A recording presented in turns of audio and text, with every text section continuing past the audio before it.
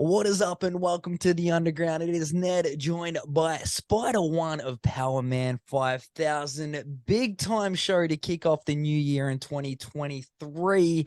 Man, you must be just about ready to jump on that plane, Spider One.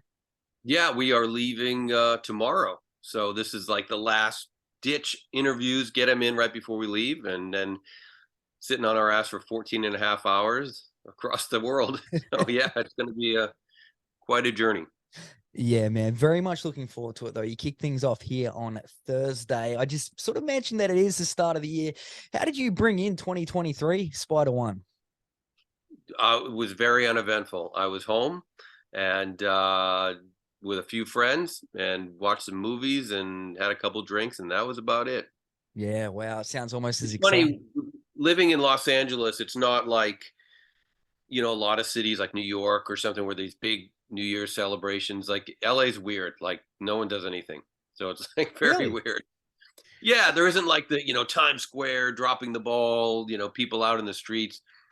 New York, yeah, LA's a weird town. It's like Christmas in LA is weird too. Like, it just didn't, it's like 85 degrees and sunny outside. So Yeah, same sort of deal here. And hopefully you're ready for the hot weather too, because it's been very hot here, Spider One. So I'm yeah, for thinking, sure. man, by the time you get out here, I suppose you're used to it there, though. There's nothing better than Southern Cali weather, yeah?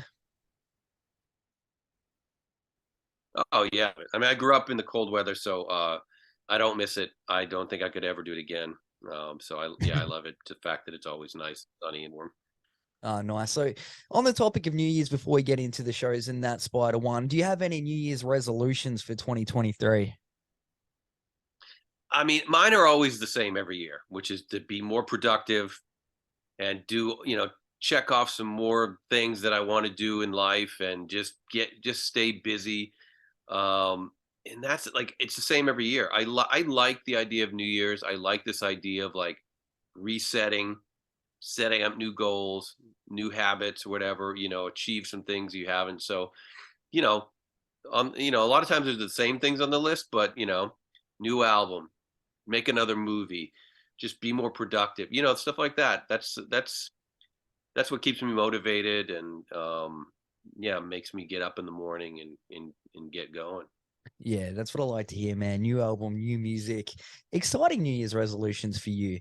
But let's talk about tonight, the Stars Revolt. Is it crazy for you to think that one's like over 20 years old now? Yeah, it is. It's nuts because you know I could never imagine in a million years that the band would have been lasted for 20 years, let alone have an album that's 20 years old Yeah, and more now, right? So um, it's crazy because it's like in anything. Like, think of anything 20 years ago in your life. You're like an entirely different person, right? It's yeah, just I listen to it now. Well, I don't listen to it often, but if I have to hear it, it's weird. It's like it's so familiar to me, and I know every little nuance of it, but it almost feels like a different person made that record. You know, what I mean? It's just so really, long yeah. ago. Because you change and your influences change, and um, but I feel it's kind of cool to have had to done. Look, there's many different levels of success in music, and some people are at the highest level possible and forever and part of the culture, and we've been up and down and all around, and I just feel like but it still is it's very cool to have made an album and in particular a song with When Worlds Collide that really did ingrain itself in culture. People Very much reference so. it as like a meme. You know what I mean? It's like it is a thing that it is very familiar to a lot of people, and I think that that's a very cool thing to have done, especially as a kid who just didn't I had no idea. Yeah, I had no idea how to make music. And I had no idea what it was to be in a band or what the music business was. And so just through hard work and determination, just managed to figure some things out and find some success. So it's exciting, man. Like I said, I would have never imagined in a million years that I would still be here, getting ready to get on a plane and fly halfway around the world to play shows for people. It's remarkable. Feel very blessed to have been able to do all this kind of stuff for so many years. Oh man, and it's very funny you say like, you didn't know how to make music and all that sort of stuff, yet it holds its own as one of the best sort of new metal albums of all time. So I think you were onto something back then, and still going strong to this day, of course. But on the topic of that album, with this tour, are you playing it in its entirety, or is it like a best of the album, or what's the go there? Yeah, well, we weren't planning on playing the record from, front to back. We have definitely loading the set with, probably majority of that stuff. But it's important to us to play music through all the eras of the band and new stuff and old stuff and everything in between. So it will definitely be a mix of everything. But but yeah, I think we'll probably lean heavily on that stuff too. Yeah, nice. Prepping for this, I've got David Bowie, David effing Bowie stuck in my head right now, Spider One, and also Cannibal Killers That Kill Everyone. There's a couple of requests right there, man. But Yeah. tonight the Stars Revolt, I believe it's on vinyl now, available on vinyl. Will you be bringing any copies down here? I don't even have one myself. It's Wow. crazy that I know it did get released on vinyl, but I don't have any. So if the company that made it is listening to this, like send me a few, and I'll be happy to bring them along. But yeah, By tomorrow, it might be a little bit slim pickings. That's a pity. I was yeah, hoping to pick a yeah. copy up myself. All right, man. So It's just go changing ahead. things up. What's the first thing that comes to mind when you think of Australia, Spider One?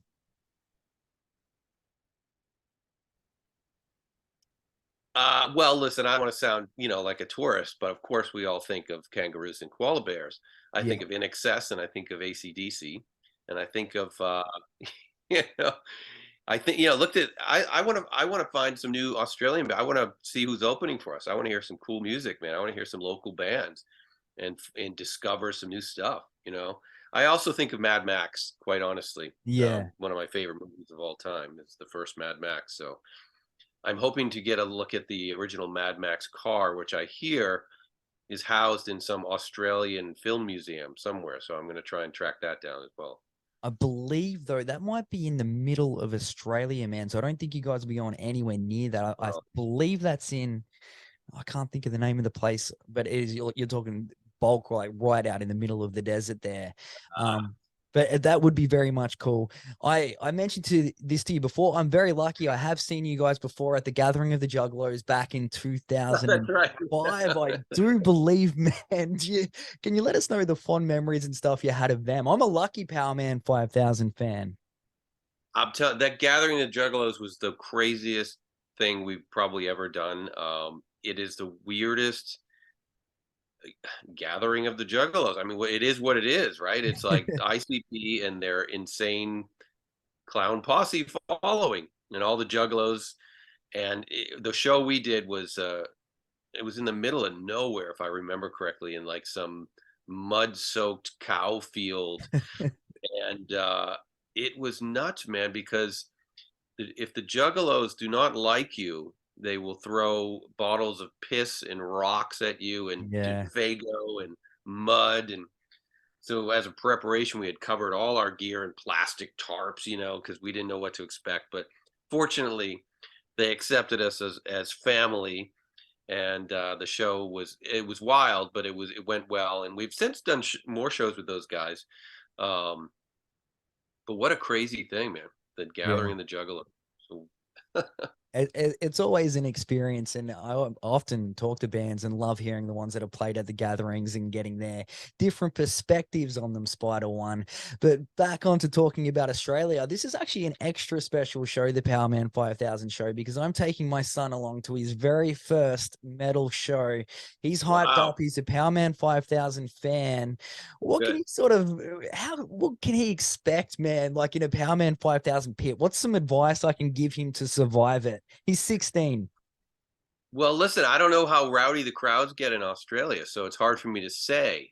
But as far as what we do, I mean, I've always told anybody in my band, I've always told them, the one piece of advice is this, like, when you play live, you really get one opportunity to make a fan, and someone could come, your son could come see us and decide if we're not giving it 100%, he might be like, I don't ever need to see this again. But if we lay it all out on stage, give everything we got, then maybe we make a fan for life. So um, I think that that's the one thing that we always attempt to do is just like there's no half-assing it on stage, and you just it's a there's something special, especially these days where I think that most people are happy to stay home and stare at their computers or Yeah. phones.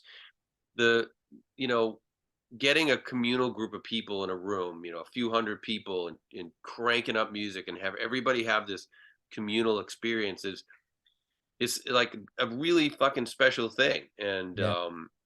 I think you have to take advantage of it. And I definitely, as the sort of master of ceremonies of the night, try to get everybody to in that spirit, right? Like Yeah. to just get involved, man. Like you're here, you're out, live your life and partake in the moment of the show. And I think that, especially younger people, man, I don't know if they get it, Mm. like put the phone down, man, and just like enjoy Enjoy. them, enjoy the moment. Yeah, very much so. And on that topic, Spider One, do you remember what your first show was? My very first show, I mean, I do remember, well, I used to go to a lot of all ages hardcore shows, so a lot of Nice. like punk bands, like um my first big concert like at a was the Police. There you Uh go. this will tell you how old I am. This was in 1981, I think, in the Go-Go's Police, the Ghost in the Machine tour. And I was a Excellent. huge Police fan when I was a kid, so this was like fucking crazy. So that was like my first big show. But the shows that I grew up on were just little shows with 100 punk rock kids or a couple hundred kids seeing, Black Flag or the Dead Kennedys or, That's cool. that was where I grew up in those kind of situations. And every Sunday they'd have all ages hardcore shows in Boston. I'd take the train in and I'd go to these shows, and so those were a lot of my earliest experiences with music. Oh, nice, man. That's a whole bunch of fun there. I love that Spider One, man. Changing things up to the pandemic, you released The Noble Rot, which I believe is some of your best work to date, man. Like you guys just keep setting that bar. You released it during there. It got a lot of people through the pandemic, man. What was the recording process behind that and the mindset of releasing it during that time? Yeah, I mean, I think that we had finished it before then, and we made the first video before the pandemic. So we were just gearing up for a normal situation that we were going to hit the road. And I think we had a couple tours booked to promote the record, and then everything stopped. And we figured, like, oh, well, like everybody else, oh, whatever, we'll just postpone the tour for a couple weeks and then we'll be back at it. And then a couple weeks turned into a couple of years. And yeah, it was very a weird way to release a record and not, because the normal way is you get out there on the road and you get feedback from fans and you get to play the songs, and that never really happened. Um, but yet the record, stream wise is was more successful than the one before it. So I think it allowed people to stay at home and maybe listen to more music and discover more things. And so I don't look at it as a loss or anything like that. It was just a different scenario. And fortunately now, we get to play some of those songs, now after, and people know them more. So it all worked out. Yeah, that's cool and interesting that there's more streams on it than the record before because I guess that makes sense because like you said, there's a bunch of people sitting at home like listening to a lot more music and more Yeah, time to do it, I guess. for sure. Yeah. Yeah. Yeah, that's cool right there, man. So how did you survive the pandemic yourself? Was this the time that you filmed Allegoria? Is that right? Yeah, it became when the pandemic first hit, I was in a weird way, other than the pandemic part of it, it was almost a weird relief for me to have an excuse to do nothing.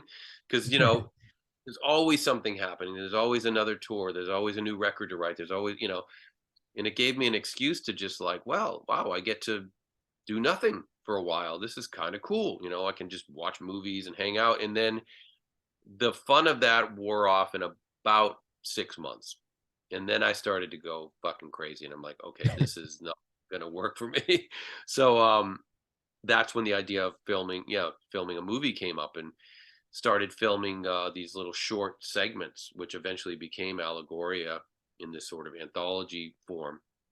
So yeah, it was something that forced me to think about a new way of doing things, and and for that, it was really thankful because it launched this whole new thing for me. And the movie got picked up by distribution and ended up on Shutter and on Yeah. VOD, and it exists in the world now. And had I not had that downtime from touring and stuff, I don't know if I would have ever done that. So, um, it just, and it also showed me like what's achievable. With just like being very strategic and working really hard, because we didn't have, we couldn't have a big gathering of people, so we would have a limited crew and a limited cast, and limited locations, and we were able to create this cool little weird movie Oh man. um under the pandemic rules, of whatever those rules were at the time. Yeah, it's crazy, man, because we were lucky enough to check it out here. Absolutely loved it. And the way that you've tied everything in together is just fantastic. People checking this out need to check out the movie Allegoria. It is all sorts of awesome, man. Like, fun little thing, beer and Fruit Loops, is that a regular thing over there in America, or what's the go? There's some fun stuff No, like I that. don't think it. Good, yeah, good catch on that. No, I don't know anybody who's ever had beer and Fruit Loops, but I just thought that this girl in the film is kind of so quirky that that would be something she might do. Oh, So, nice. yeah, just completely made up in my own head that somebody would Yeah. drink. So you like totally wrote the whole thing. Are you gonna have you got any more in the works or anything like that, Spider One? You're obviously, man, you're a very switched on man. Yeah, the second film is done. It's called Wow. Bury the Bride. It's another horror film that's going to come out this year. So we're just doing the finishing touches with post sound and color correction, stuff like that. So that's done, and basically done writing the new Power Man record. So that'll be out this year too. We've got the Australian tour. We've got a March tour in the States, and we'll be touring in the summer. So my 2003 is already booked. So I'm full. I got room for nothing else, I guess. You're thinking about 2024 already. I love it, That's right. Spider Man. Yeah, exactly. Spider Man, Spider One. That is awesome, man. All right, before I let you go, I want to hear the Beverly Hills 90210 story, because this one is all sorts of fantastic. You popped up back in the day. There was Spider One, Dylan, Brandon, the works. Can you let us know how this came about? Yeah, this was I want to say this was 1994. We had only released a little EP called True Force on a small indie label out of Boston, and we were making some noise as a local band. And oddly enough, the people that ran the record label, their daughter was an actress, and she was had a role on 90210, and her boyfriend at the time was Jason Priestley, who played Brandon. Was Yeah. and at that time, I think he had become a producer on the show. And anyway, so they would send them records, and for whatever reason, I guess the Power Man record resonated with Jason Priestley, and There you he go. said we should have these guys on the show. And it was just like, wow, what? Like, how? But at the time, I was essentially homeless. My girlfriend had just broken up with me and moved to Chicago, and I was sleeping on my friends' couches, and it was the middle of winter in Boston. So we got this offer to get flown to Los Angeles and be on a TV show. So we were like, well, fuck it, man, let's go.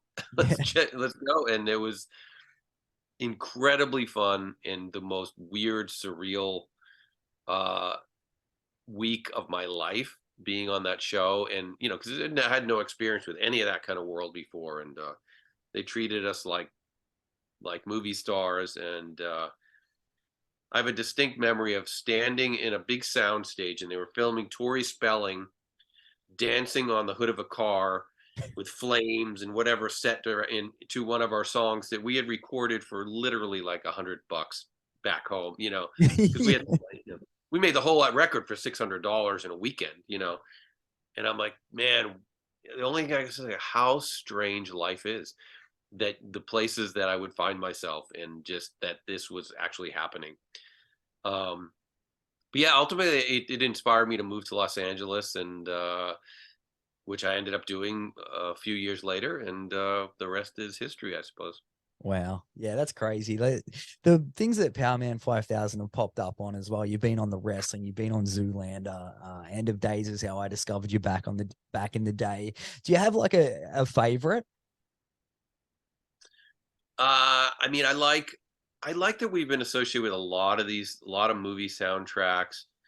Um, Being a part of the Scream franchise was really fun. We were on the Scream Oh, 3 soundtrack, and we got to do an MTV Scream 3 special back in the day where we were like the house band playing, and that was really fun. I got to meet like Courtney Cox and David Arquette and the whole cast. And but the one that probably had the biggest impact was the Tony Hawk Pro yes. Skater video game. It was massive, and I didn't even know at the time. I'm not a gamer, so I didn't play the game. I knew we were on it, but I didn't think much about it, and I didn't realize the cultural impact that that game had all across the world. And even to this day, people come up to me and mention that's when they discovered the band. And so yeah, that was a huge one for us.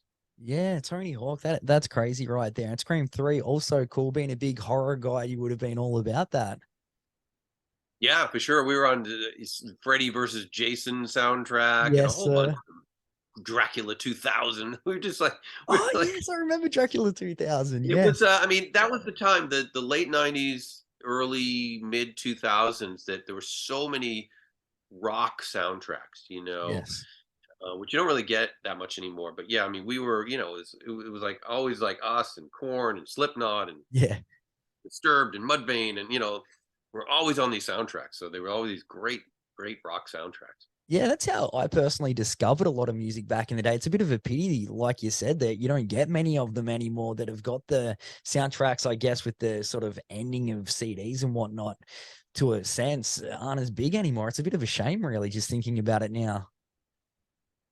Yeah. Yeah, I wish maybe someone will bring that back. Maybe I'll do it on my next movie. I'll just get all the old dust off all the old new Yes. metalers and make a kick ass soundtrack. Man, you should do that Spider one. I will hold you to that. You got to do it, man. But thank you so much for taking time out. I really appreciate it, man. It's so much fun talking to you. Their tour, Powerman 5000 tonight, the Stars Revolt, is kicking off on Thursday at the Zoo in Brisbane, the Manning Bar on Friday the 13th in Sydney, the 14th in Melbourne at Max Watts, then in Adelaide at the Gov next Friday, January 20, and Rosemount in Perth on Saturday, January 21st. Pick up those tickets, metropolistouring.com/Powerman5000. Spider One, thanks once again for joining me, man. Thanks, man. Appreciate it.